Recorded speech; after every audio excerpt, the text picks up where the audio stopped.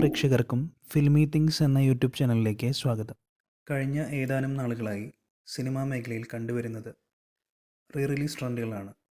വർഷങ്ങൾക്ക് മുൻപ് റിലീസ് ചെയ്ത് വൻ സ്വീകാര്യത നേടിയ സിനിമകളാണ് ഇത്തരത്തിൽ വീണ്ടും തിയേറ്ററുകളിൽ എത്തിക്കുന്നത്. മലയാളത്തിലും ഒരുപിടി സിനിമകൾ റിലീസ് ചെയ്തു കഴിഞ്ഞു. അക്കൂട്ടത്തിലേക്ക് ഏറ്റവും ഒടുവിലെത്താൻ പോകുന്നത് മമ്മൂട്ടി ചിത്രം ഒരു വടക്കൻ വീരകഥയാണ്.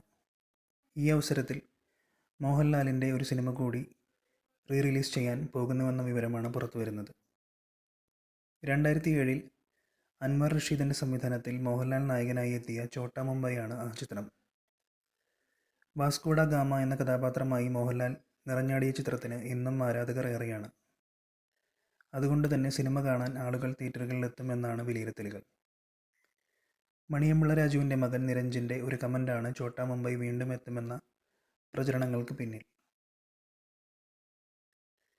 നിരഞ്ജിൻ്റെ ഇൻസ്റ്റഗ്രാം പോസ്റ്റിന് താഴെ ഛോട്ടാ മുംബൈ റിലീസ് ചെയ്യുമോ എന്നായിരുന്നു ഒരാളുടെ ചോദ്യം. ഇതിന് മറുപടിയും താരം നൽകി. ഛോട്ടാ മുംബൈ റിലീസ് ഹാപ്പനിങ് എന്നായിരുന്നു നിരഞ്ജിൻ്റെ മറുപടി. ഇതിൻ്റെ സ്ക്രീൻഷോട്ടുകൾ സോഷ്യൽ മീഡിയകളിൽ വ്യാപകമായി പ്രചരിക്കുകയാണ്. മണിയമ്പിള്ള രാജുവാണ് ചിത്രത്തിൻ്റെ നിർമ്മാണം.